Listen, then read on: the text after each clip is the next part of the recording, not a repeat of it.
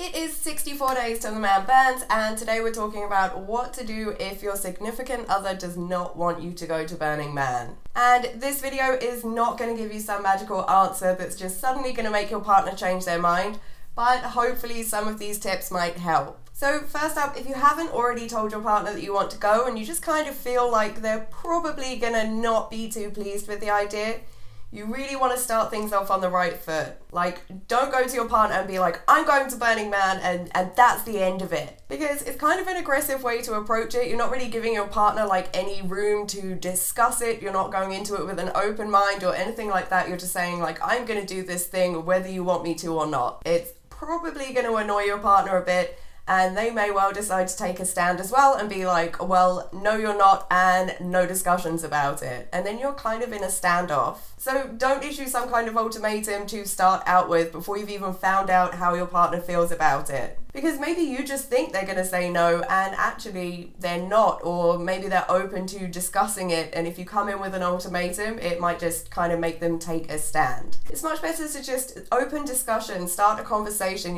say like you're thinking of going to Burning Man, it's something you're really, really interested in, and see what their reaction is, see what they have to say about it. And because it's a calm discussion, it might give you that opportunity to clear up any misconceptions they have about it.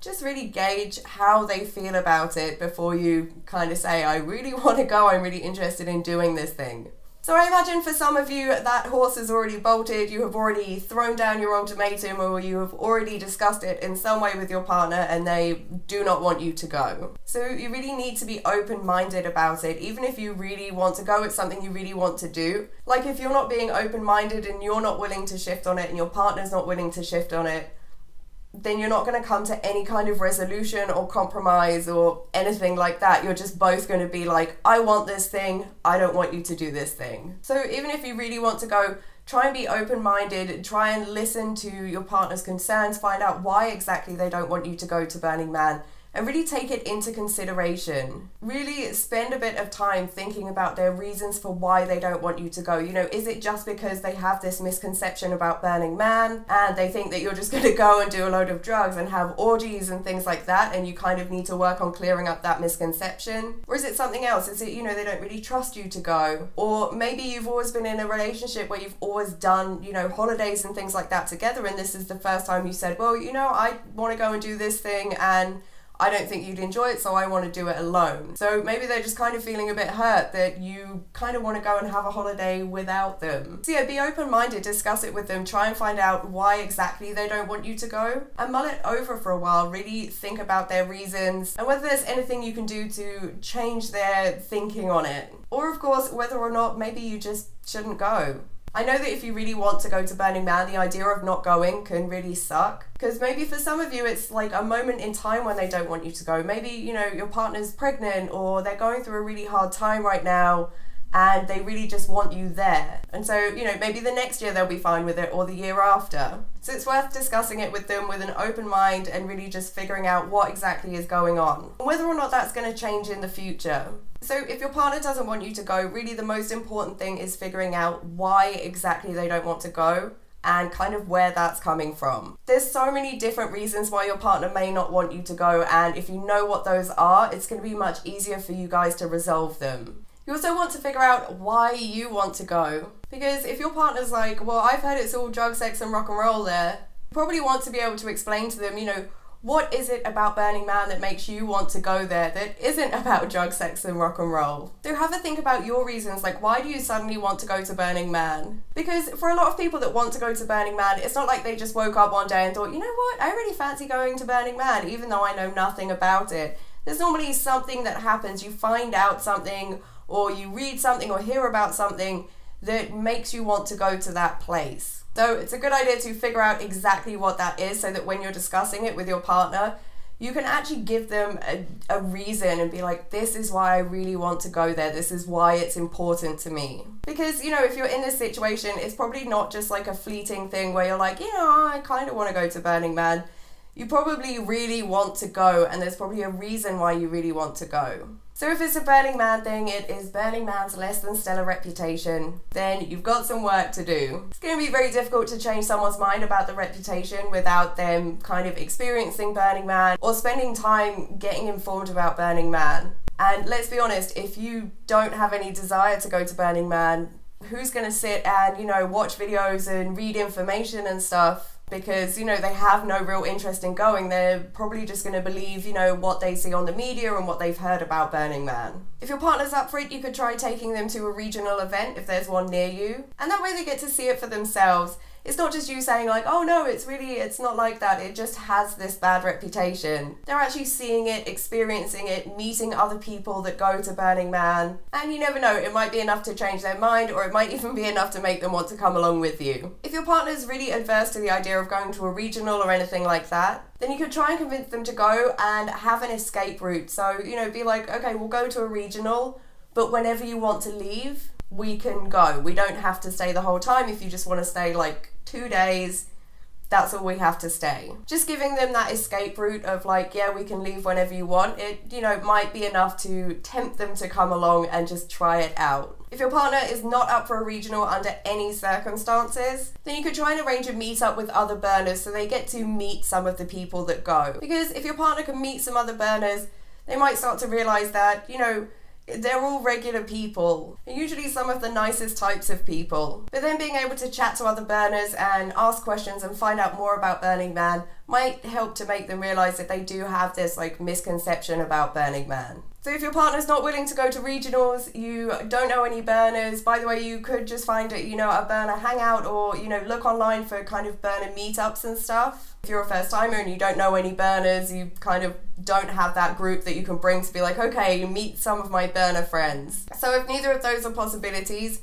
then start doing some research and start looking for things that are going to help show your partner that it's really not the way that it seems. There are tons of videos about people's experiences at Burning Man. Some vloggers do them. I would suggest checking out Mark Day. He does some amazing 24 hours at Burning Man videos. And they give you a really good look at, what Burning Man's like, what people are doing there, what kind of environment it is. And you probably have a limited amount of time that your partner's going to be willing to sit and watch videos and read information and hear about Burning Man. So pick wisely. Your partner is probably not going to want to spend 8 hours watching videos and reading information. You might be able to sway them into watching a video, maybe 2. So you're going to want to pick out things that really show what Burning Man's like and do it in a nice kind of concise way. It's probably a good idea to not be kind of dropping little bits of information here and there, because that's likely just going to annoy your partner after a while.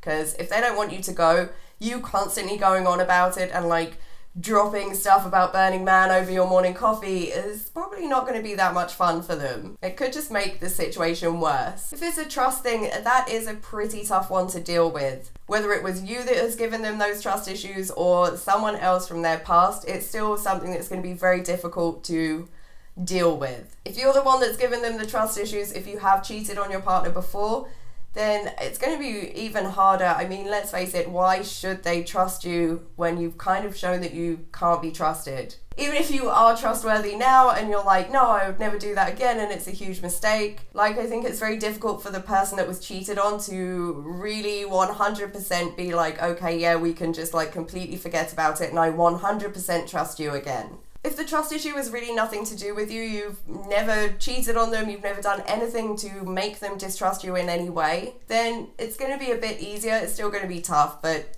might be a bit easier. You really need to discuss it with them, kind of show them, they have no basis for not trusting you. You have never done anything to show that you can't be trusted. And just because they have experienced something in the past that makes it difficult for them to trust, that it shouldn't really impact you and your relationship and what you're allowed to do, because, that was nothing to do with you. You didn't do anything. Also, if it is something from their past, by getting them to open up about it, it might be, a step towards helping them really deal with that problem. If it's the group that you're planning to go with that is causing the problem, then try and arrange some time for you to all hang out together so that they can get to know them a bit better. And it's a good idea to understand why exactly they have a problem with this group of friends or someone within this group of friends. If they feel like they're a bad influence on you because, you're always going out and getting really, really drunk with them, it's probably best not to go to a bar for this meeting. Maybe do like a daytime meeting or something, or a lunch or a dinner where there's not that much booze around.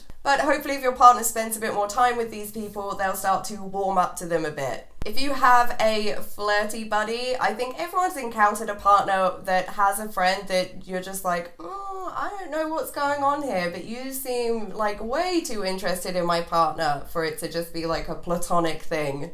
Then again, that's going to be a really difficult one to deal with because your partner already sees them as some kind of threat and you are planning to head off and be at Burning Man with that person camping together. Like, that person is going to have 24-hour access to you. You're probably going to be having all kinds of adventures with them and bonding with them, and that can be a real concern for your partner if they already feel a bit threatened by that person. You could try the last tip and, have meetups with them and just hang out a bit more together so that your partner can get to know them. But that also could have the opposite effect because obviously your partner is going to be looking for any signs of this person being a threat on your relationship. And the more time you spend together, the more opportunity they've got to look for those kind of things. So chat with your partner about why exactly they have a problem with this person. Why do they think this person's such a threat? And hopefully it will be something more specific than just, I get a weird vibe off of them. It could be something like maybe that person is really touchy-feely and it just kind of makes your partner uncomfortable. It could be certain things they say or do, or just, a general way in which they behave where their partner feels like they're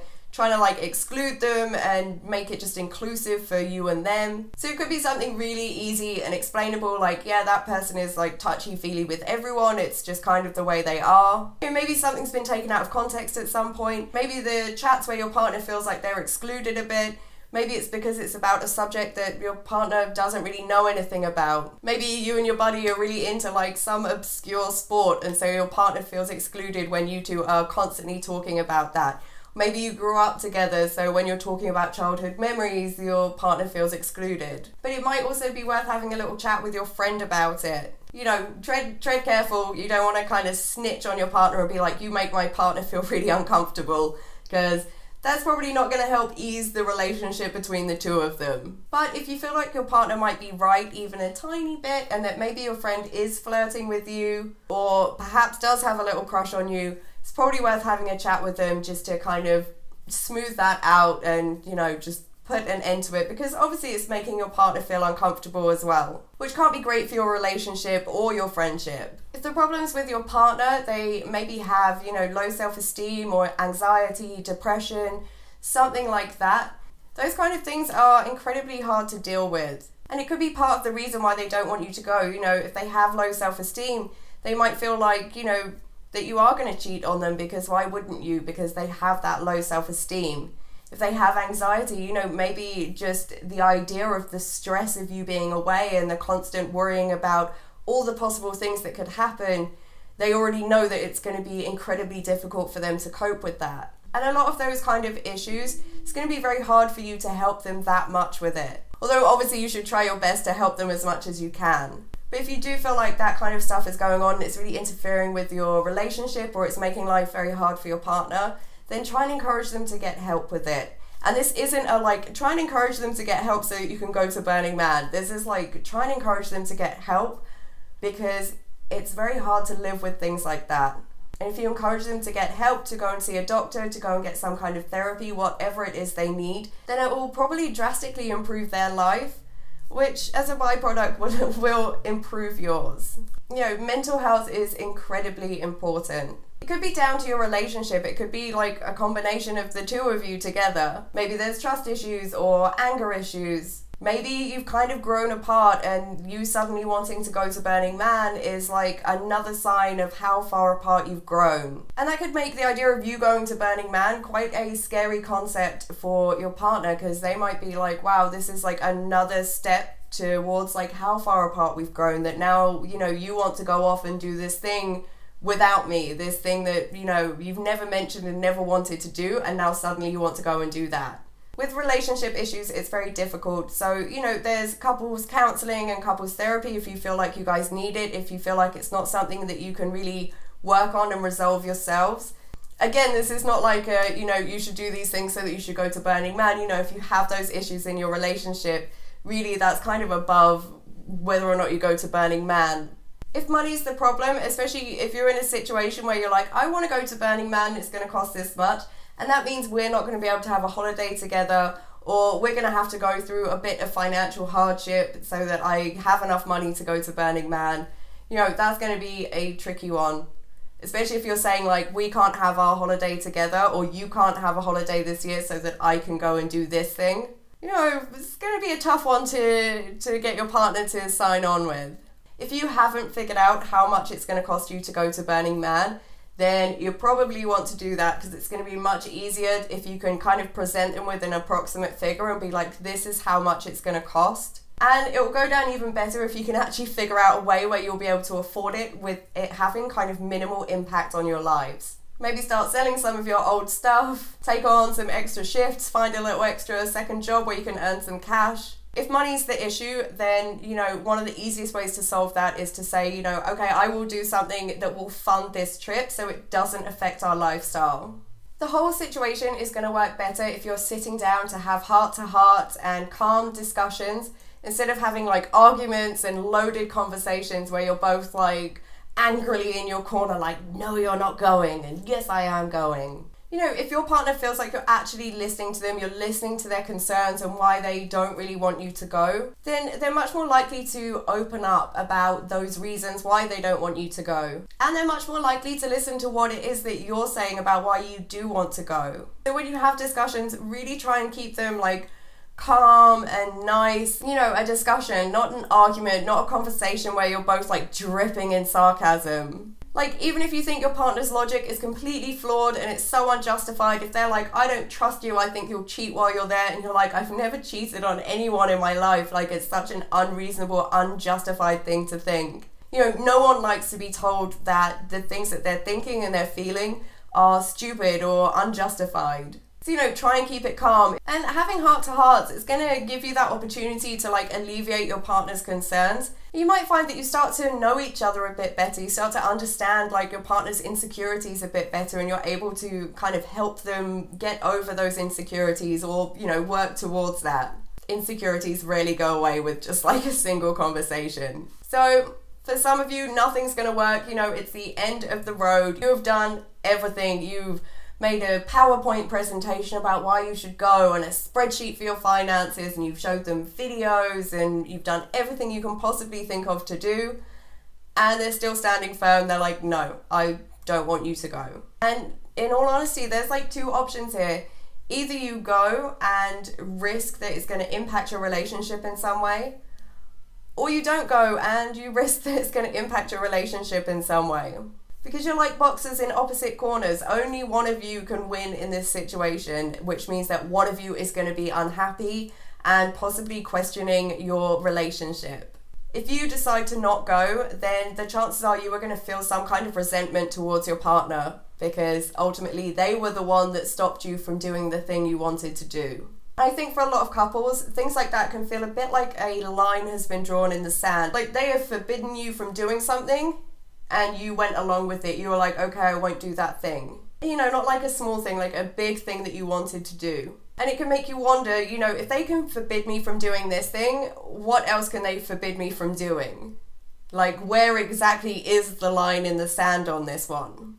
And, you know, in reverse, if you decide to go anyway, then your partner's probably going to resent you for that, and they're going to be wondering, where is the line in the sand? Like, we're a couple that make decisions together, but they have made this decision alone. You know, what other things can they just suddenly decide they want to do, and they don't care if I agree with it or I'm happy with it? They're just going to do it anyway because it's the thing that they want to do, regardless of what I say. I think if you can't come to a resolution on it as a couple, then it kind of leaves you both in a very, like, difficult spot. And again, it's something you'll probably want to discuss as a couple, like, what effect is that going to have on your relationship? Whatever you decide to do, have a really good long think about the consequences of it. You know, if you decide not to go, how is that going to affect your relationship? Are you going to be really resentful about it? Or is it something that you can just let go and be like, yeah, no, it's, I wanted to do it, but it's fine.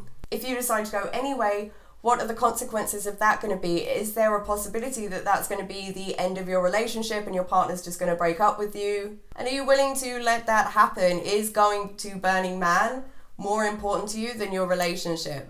Whatever you decide to do, chat with your partner and just figure out what exactly the consequences are and whether you can live with those.